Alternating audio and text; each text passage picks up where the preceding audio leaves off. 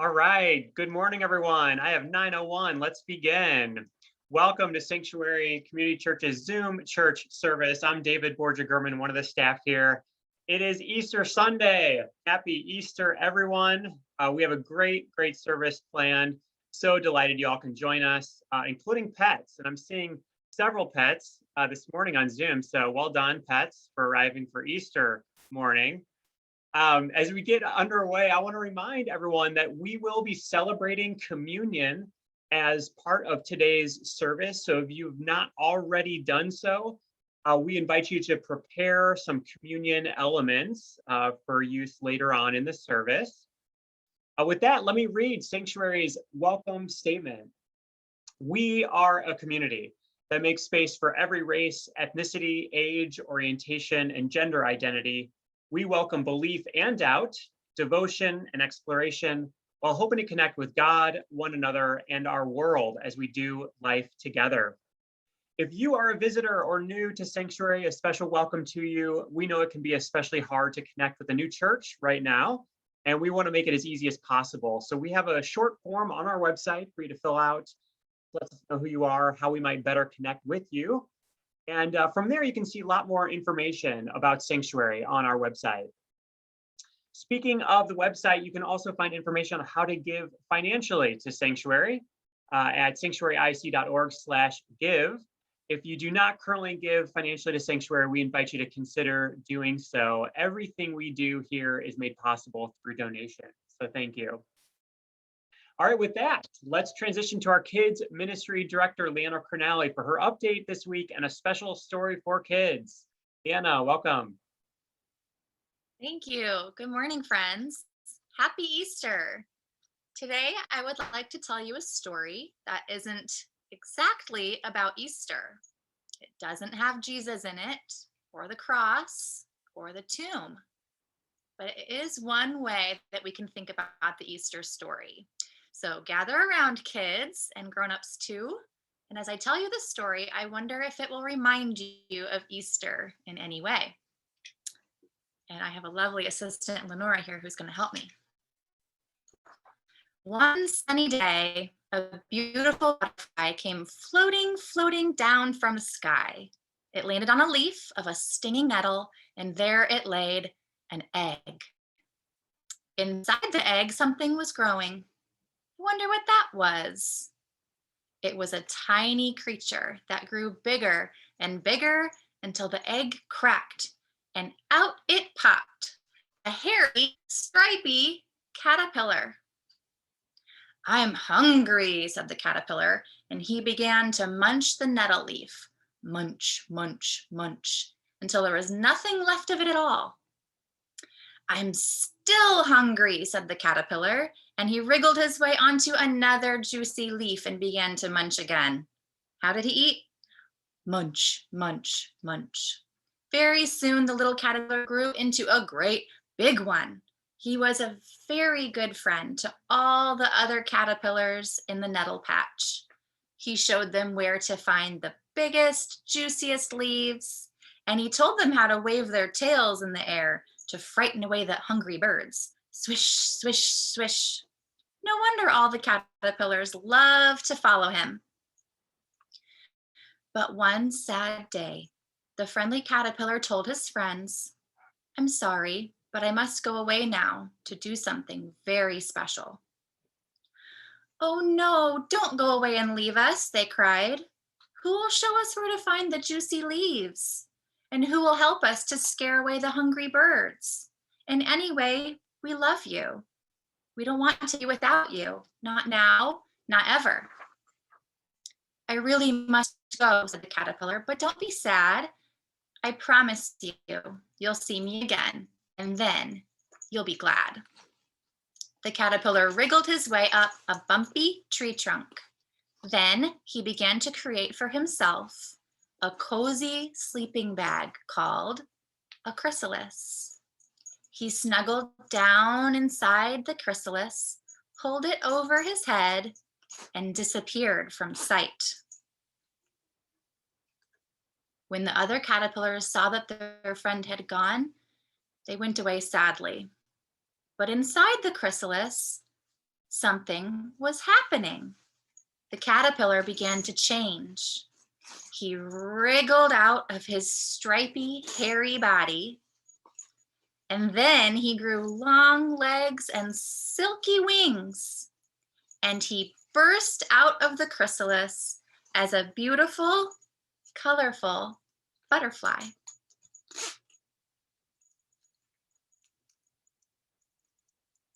As he was drying his wings in the sun, his caterpillar friends found the empty chrysalis and started to cry because he wasn't in it. "Oh no, where has our best friend gone?" they cried.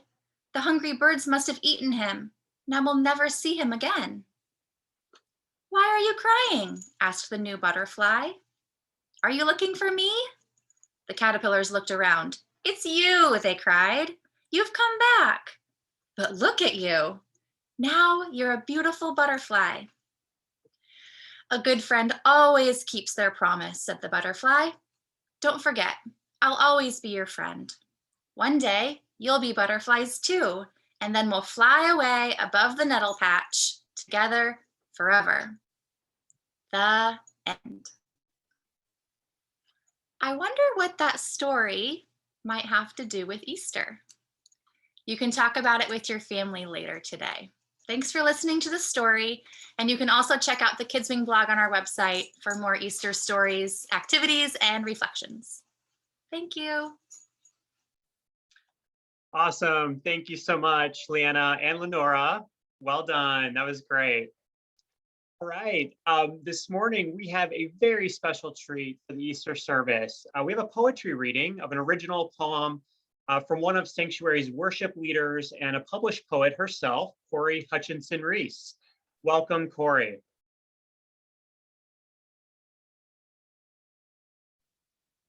Thanks, David. Took me a second to unmute. Okay, good morning and happy Easter to everybody. When we woke, it was hourless, still pool between time, indigo edges. We were sunken beneath a horizon, in cold violet sunken. It took a moment to locate ourselves. Our bodies perceived the openness of a cave, of being in a room without corners. In the bruised light, we each woke, knew ourselves as the mind knows its own hand in the dark, sensed others stirring, subtle shifts in the air. No one spoke. We were surfacing into deep color. Impossible to recall a date, only a long season of sleep or suspension or death. The days were, what were they? Wrapped, some kind of heaviness in layers of rock, metamorphic. Had we been here before?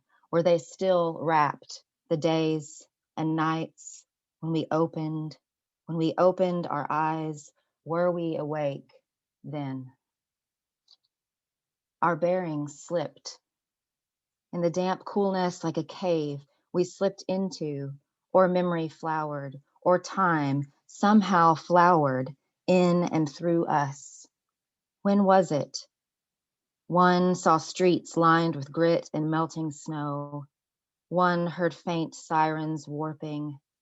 One felt their own hands as a child's, dimpled soft and flailing.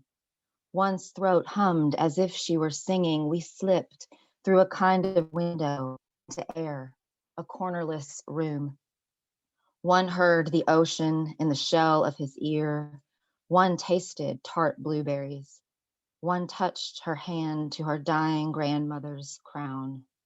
One saw their feet marching in a crowd. Time flowered in us and outside, in the future, or in a fullness that has no time, but is everywhere. Everywhere the moments broke into color, and we heard something familiar, a voice. We heard and saw it, coming from beyond a wall, through a rock horizon. A faint voice that we heard and saw like a door or an eyelid opening. We heard the voice inside. in the inner ear, in the chest cavity, in the body's fretwork. Our crowns tingled like we were being remembered, spoken in a throat. Was this the sound that had stirred us? The familiar sensation of a name trying to push open, unfurl. The darkness was trying to make something possible. Each name a feather on a giant wing. Everything disappeared into newness like a moon. The eyelid fluttered. The rock fluttered. The voice grew clearer. We could hear it in the smell of mud and sharp green, in trees lumbering overhead, in lights clamor, almost like pain. The moment broke into constellations inside us. We belong to that sky, its breathing sparks, its chorus. We walked inside the world's hearing. We knew who we were. Thanks. Thank you, Cory. That is quite powerful and lovely. Appreciate that so much. We'll transition now to our opening song from James Tutson. This week, we actually will hear from several different of our worship leaders, so we're grateful for that. But our first song is from James Tutson. It's a traditional song, Christ the Lord is Risen Today, after which we'll transition to our senior pastors, Adey and Tom Wassing.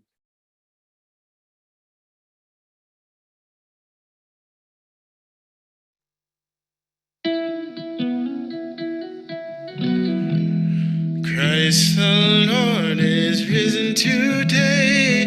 Hallelujah.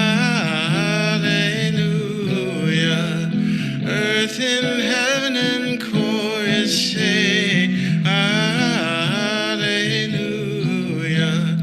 Raise your joys and triumphs high. Hallelujah. Sing ye heavens and earth reply.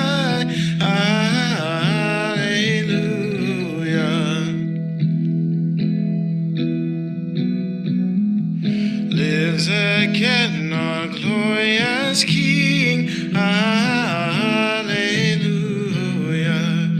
Where, oh, death is now thy sting.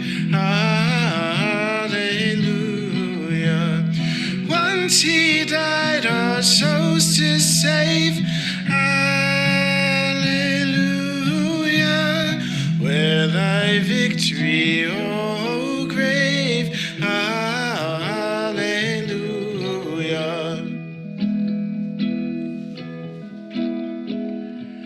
Love's redeeming work is done. Hallelujah. For the fight, the battle won. Hallelujah. Death in vain forbids him rise. Hallelujah. Christ has opened paradise. Hallelujah.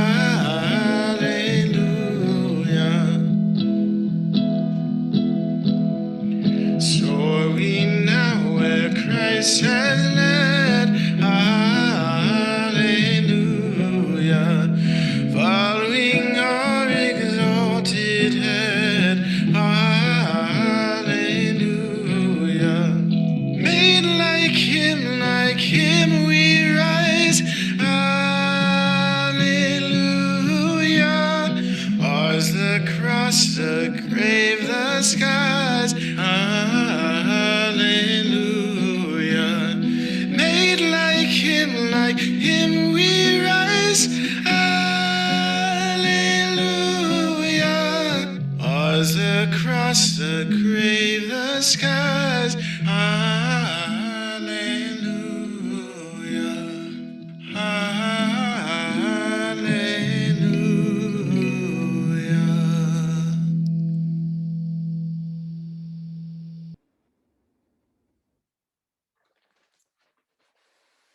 Happy Easter, everyone. We are now gonna transition to the traditional call and response. And I'll tell you what we're gonna do, but If you are alone, you can do it loudly. If you are with your cat or your dog or your turtle, you can do it loudly. Your grandchildren, your kids, your friends, you can do it loudly. We will imagine we are together in the sanctuary. When we do this at the end of the service, we will unmute and have our cacophony. But for now, we'll stay muted. So 3 times I will say, Christ is risen. And when I do, you will say, he is risen indeed. So are we ready? Christ is risen. He is risen indeed. Christ is risen. He is risen indeed. Christ is risen. He is risen indeed. Well, we celebrate this morning through butterflies and a nice spring day and declarations of joy. But it wasn't so straightforward for the friends of Jesus when he appeared, having come back to life. The first one to encounter him is Mary. She goes and intends to care for his body, but finds the stone rolled away and the tomb empty. She has come in distress, and her distress continues, now compounded by confusion. She goes to tell the friends of Jesus what's happened. A couple of them race to the tomb, Peter and John. They also find it empty. They too are bewildered. They head back to talk about it, but Mary wanders around in a daze, confused and filled with grief, until a gardener comes along. She asks him, assuming he has done something, where did you put the body? He says to her the one word, Mary. Jesus has communicated to her, it's me, I'm alive, I'm here. Mary recognizes this signal, but she responds in a wrong way. Because the next thing Jesus says to her is, you can't cling to my body so tightly. You have to let me go. And then he gives her this message. This is the first message to Jesus's friends with him having come back to life. I'm leaving. So Mary goes and delivers the message. The next scene is the friends of Jesus to whom this message has been communicated. They are hiding out in a locked room, right? In spite of this message, their primary reality at this moment is still fear. The same thing is going to happen to us that happened to Jesus. So Jesus appears in their locked room to show them, yes, it's me. I'm here. I'm alive, right? But then he disappears. The problem for poor Thomas is that he was out doing something, getting refreshments, or I don't know.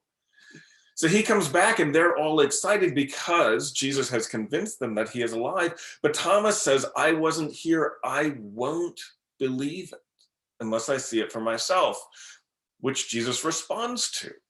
Jesus shows up in the room, goes straight over to Thomas and says, touch me, touch my body. Thomas lets out this declaration, my Lord and my God, this communication of the godness of Jesus, unlike anything spoken prior to that. And so Jesus, having done what was necessary to convince Thomas, I'm alive, goes away. He disappears. The next scene, probably just a few days later, the next words from the mouth of a disciple is Peter saying, I'm going fishing, right? And we learn pretty quickly that this is for a couple of reasons. One, Peter is still confused. Jesus is alive, yes, but Peter does not know what that means, how that will structure life going forward. Peter also feels guilty. Christ coming back to life has activated for him his awareness that in Jesus's moment of need, Peter said, I don't know him. And so Jesus responds to that. So Peter's act of rebellion is to go fishing. Jesus shows up, helps him catch some fish. prepares a meal for him on the shore. And then after the meal takes a walk with Peter, where Jesus helps him, comes into his disturbed inner world, his distress, and relieves his guilt, right? We also have a story from one of the other accounts of the life of Jesus where a couple of friends of Jesus are walking along the road and they're just confused. Jesus, the reports are, has come back to life. It doesn't make any sense to them. They don't know what it means.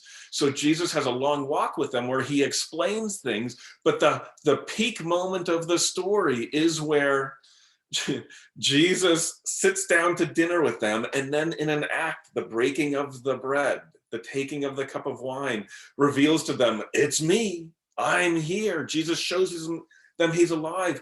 And as they are getting excited, he leaves. He vanishes from their sight. We have this anticipation, this idea of what the moment of Christ being alive is supposed to be like. We celebrate it in the springtime with the sun coming up. We release the butterflies. We imagine bunnies gambling about on the lawn, and we go and find little, treasures hidden here and there. We sing jubilant songs. And there's joyfulness to it, but it's not straightforward. The people, Jesus's friends, were confused. They were uncertain. They were guilty. They were anxious. They had all sorts of moments other than straightforward excitement and joy. It reminds me a little bit of how I've heard us talking about what it will mean to emerge from COVID, right? We have this anticipation. This is what we have been waiting for, the possibility of freedom, of liberation, of coming out from under the cloud of this thing. But as we really approach it, as we really engage with it, it stirs up all sorts of things. Many of us have experienced loss. We have a grief to express, to share with each other. Many of us still feel anxious. We don't know for sure what it means. We're uncertain. There's so many different emotions within each of us, right? And I see that with Jesus and his friends. And the response of Jesus is so interesting. He goes to each and every one of them with a pretty straightforward purpose, to communicate to them, I'm alive and we're good, right?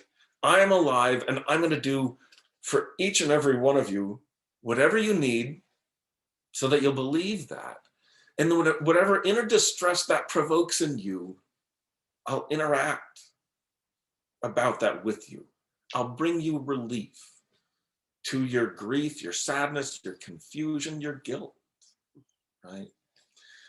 But then there's this other piece that Jesus follows up with, and I'm going away, right? He just does not follow what the script should be. This is his moment of triumph. He has overcome everything that you could conceivably think of him overcoming. He's overcome political systems, religious systems, military systems of oppression. He's overcome metaphysical stuff, sin and death. And so everybody is looking to him. What are you going to do now, Jesus? How are you going to lead us forth?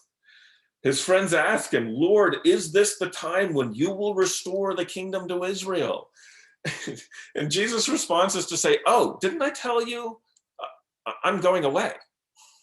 Like, I'm leaving. I'm disappearing. And he does. It's this amazing moment. I think of it like if I were there with Jesus and he says this to me, the first thing I'd think is, Jesus, what are you doing? Like, everything's in place now. We won. What are you going to do? But then I would feel too this invitation from him, this profound act of trust on his part towards me. We have this sense that Jesus, we try to make much of his sort of words of instruction when he's going. You know, he has said things like serve each other, love each other, forgive each other, teach people about me. And we try to imagine that there's some structure to it, some grand plan on the part of Jesus that we're supposed to divine from these words. But really, it's like anti-instruction. It's just Jesus saying, go be good in the way I've taught you to be good. Each one of you. Christian thinkers have made much of this intentional void left by Jesus. There's a Jesus-shaped void after he comes back to life that you and I are invited to fill. You, me, what he's put in each of us. This awareness that he is alive, that his intention is to do whatever it takes to be on good terms with each of us. But then it's us, right? We go into the void. We go into that empty space and we fill it. And we do the Jesus things. We do our version of loving, forgiving, teaching, caring. And so that's the invitation, I think, that is in front of us this morning.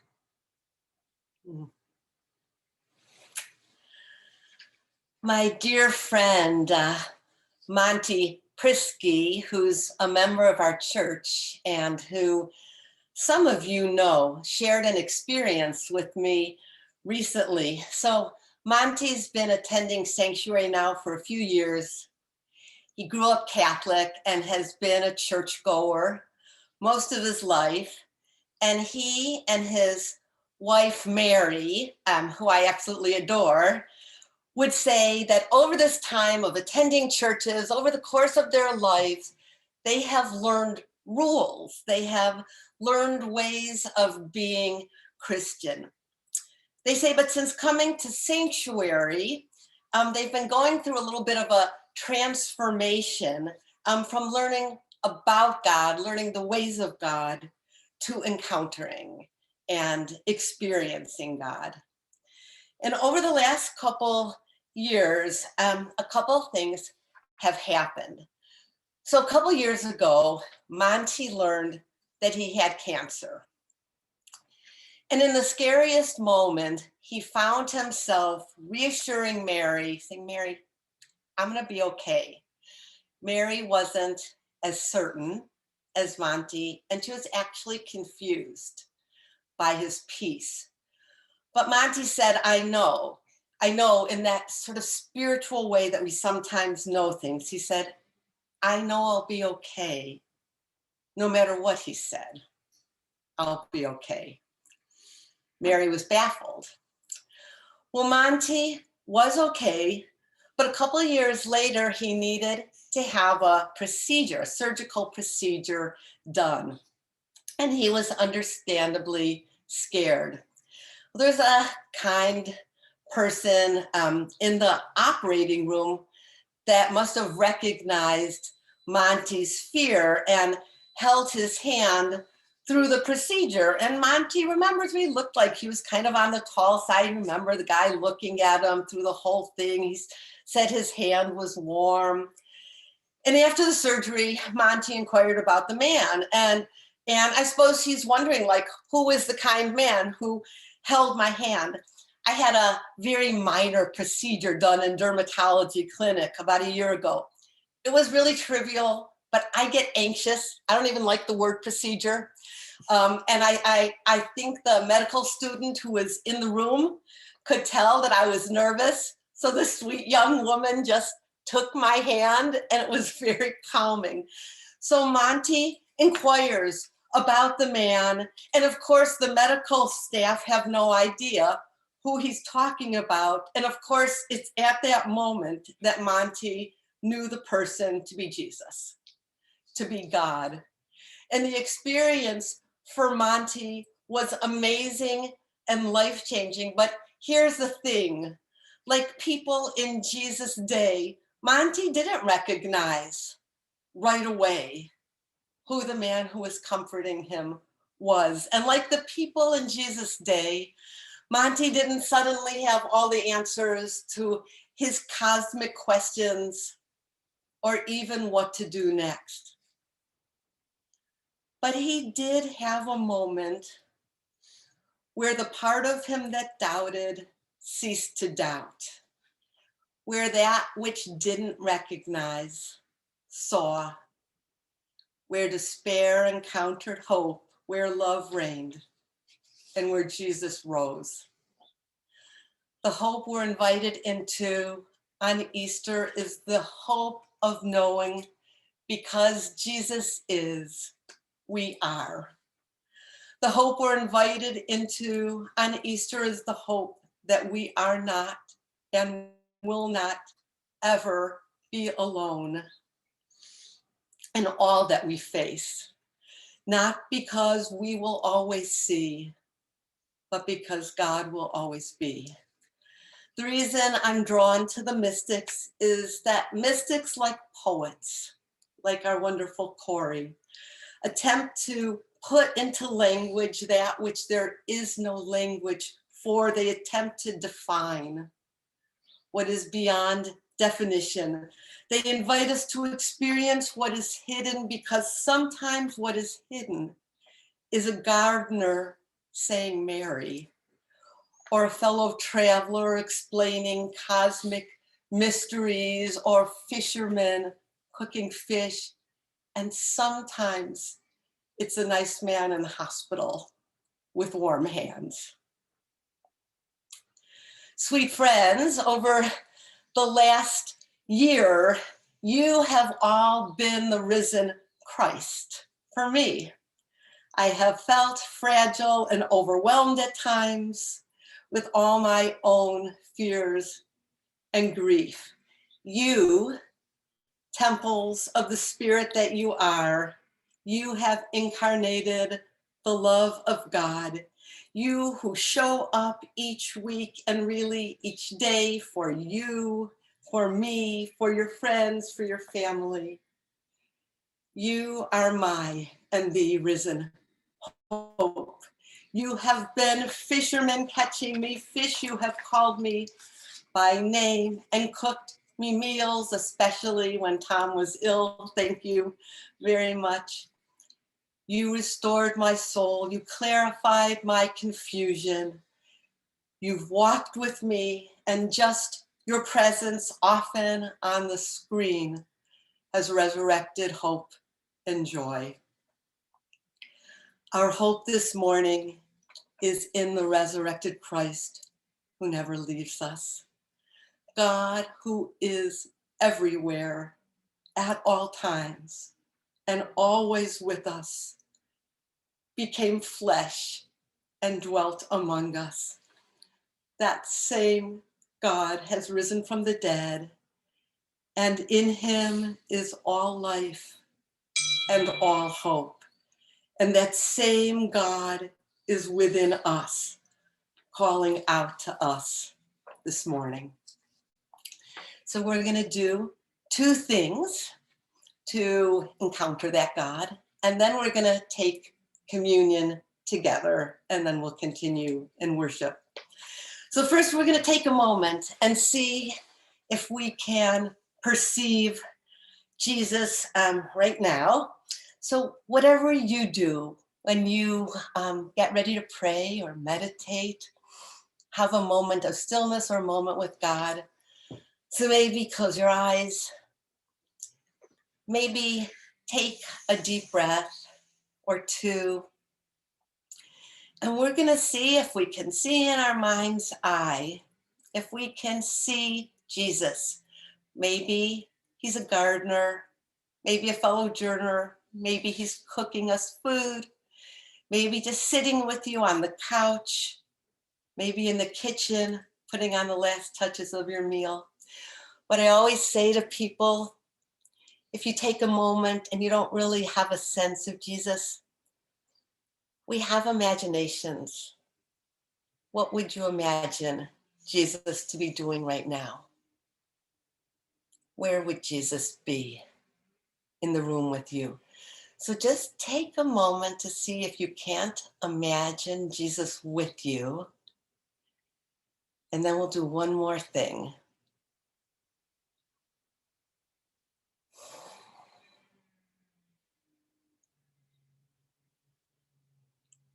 Often when I imagine Jesus, he's sitting cross-legged in front of me. We hold hands together. Let's give you another moment to see how you might be imagining Jesus. And however you're imagining Jesus, what might be the words that Jesus would say to you this morning, this Easter morning?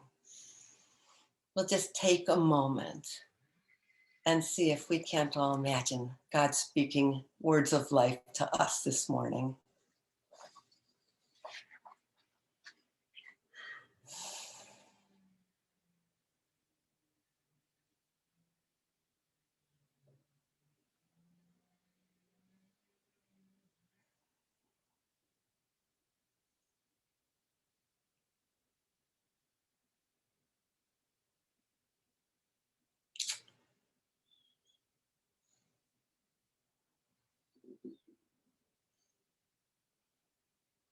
We are so grateful you're with us always, oh God, that you're with us in our scarier moments. Sometimes we recognize you and sometimes we don't. But we thank you for your goodness to us always. Amen. We're going to take communion together. So if you have bread and juice or whatever you might have, can you grab that?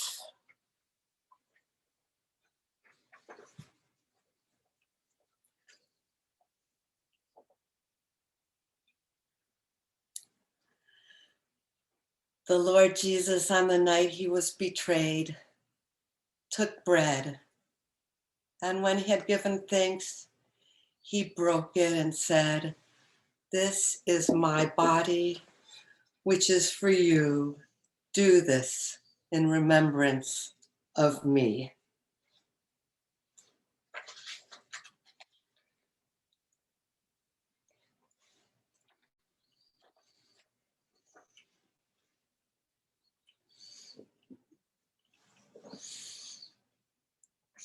In the same way, after supper, he took the cup, saying, "This cup is the new covenant in my blood.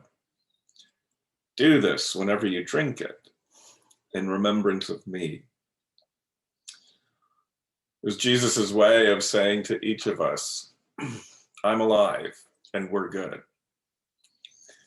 For whenever you eat this bread and drink this cup, you proclaim the Lord's death until he comes.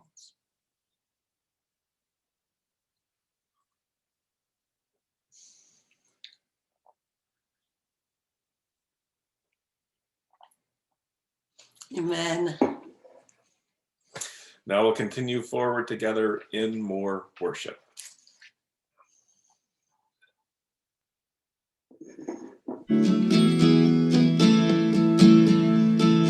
Oh, this pain, wonder if I'll ever find my way.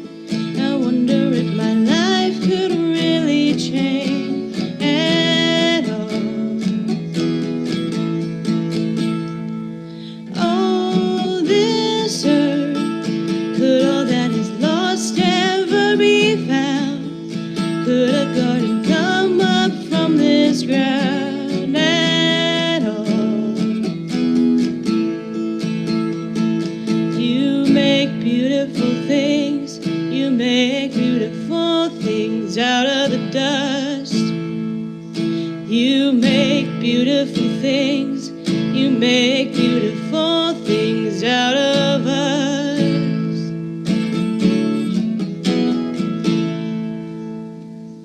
All around, hope is springing up from this old ground. Out of chaos, life is being found in you. You make beautiful things, you make beautiful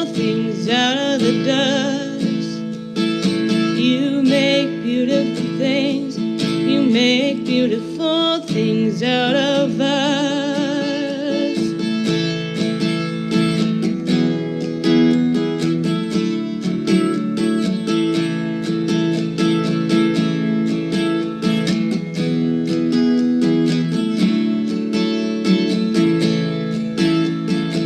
You make me new, you are making me new.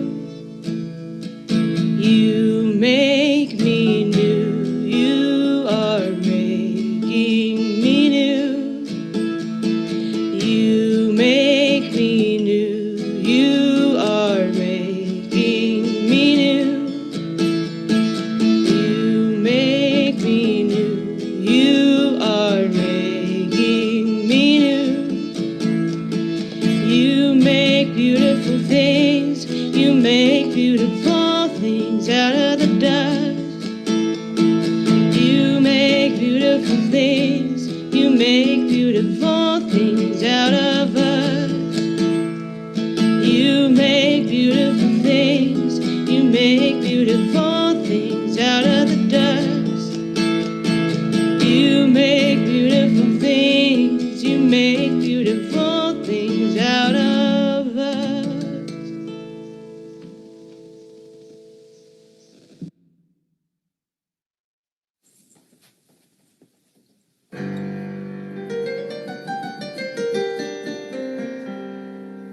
One, two, three, four. My Lord is good to me, good to me, good to me. My Lord is good to me.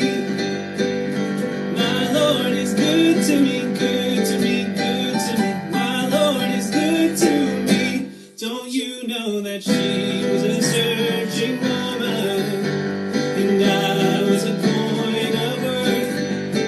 She turned every stone, laid waste to her heart, till she found me back to her purse. Oh, joy, joy, joy. Joy, joy, joy. Glory, glory, hallelujah. Joy, joy, joy. My Lord is good to me, good to me, good to me. My Lord is good to me. My Lord is good to me, good to me, good to me. My Lord is good to me. Don't you know that He made me a guest of honor when He was a man of wealth? Though I had no riches, He found me in dishes and toasted a glass to my health. Oh, joy, joy, joy. Joy, joy, joy.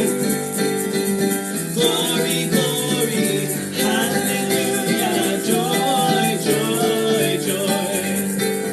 My Lord is good to me, good to me, good to me. My Lord is good to me. My Lord is good to me, good to me, good to me. My Lord is good to me. Don't you know that He was a generous Father, and I was a searching son? Though I tore from His hand, He tore through His land to welcome me back as His own.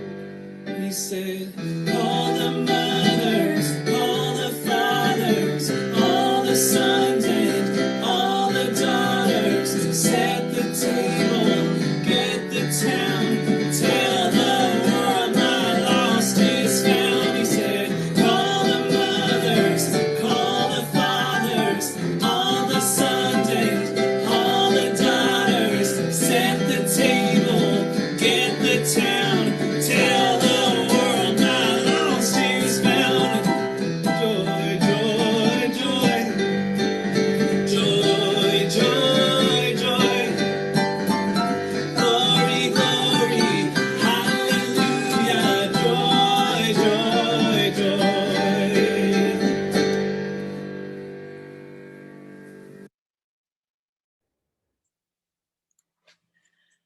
Before we close, Tom will close leading us one more time when Christ is risen.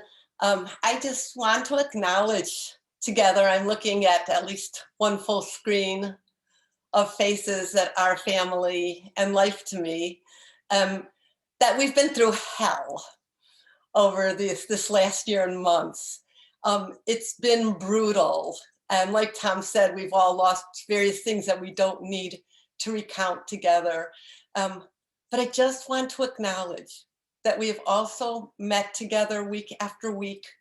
We've sang together, we've prayed together, we've been in small groups together, we've taken walks together, we've done what community does, even in this totally unexpected, crazy, awful, brutal moment, too long a moment of our life. And I know that it won't be long now where we will be together, and I will take every face in a way that will annoy you so much, but I won't be able to help it. I will take your face and touch my cheek to your cheek, and I will kiss you, and I will cry. And every thinker as opposed to the feeler in the room will say, oh gosh, did Adey just do that to you too? But I won't be able to help it. We are really coming to that time. We still got a ways, but we are heading to that. And I just want to acknowledge, like God saying, I've been with you and you've done it, and well done, well done. And I want to say that to you guys for all that we've been through together as community, as family, shoring up strength, praying on each other's behalf week after week after week. Just well done. Happy Easter. I love you, and I'm grateful for you all. So I'll lead us. I have to say we did have a little bit of a taste of what it'll be like to be back together. We were at the church yesterday. Sun was shining. A group of us was there distributing those long-standing Easter symbols of jelly beans and peeps to people. but some of you came and we had conversation, and we immediately began to sort of reminisce and look ahead. And it was really delightful. It was an anticipation of what's to come, being back together for us. Unmute. Invite him. So let's do one more round. I don't know, David, if you're going to unmute everybody, and we'll do a true cacophony of voices. Everyone should be able to unmute themselves. So feel free to unmute if you'd like to join in. So I'll do the Christ is risen, and then you do He is risen indeed. Christ is risen. He is risen indeed. Christ is risen. He is risen indeed. Christ is risen. He is risen indeed. How did we not say that? Amen. Happy Easter, everybody. Happy Easter. Easter. Happy Easter. Come say hi, buddy. On the camera.